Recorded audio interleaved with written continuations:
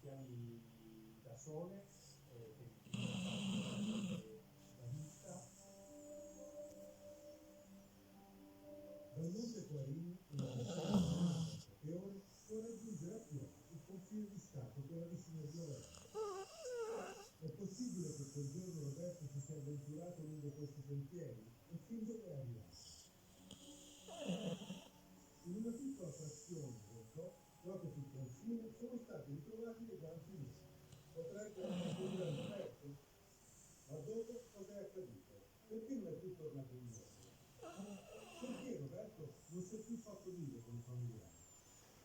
Ha avuto forse un malore, un incidente di montagna?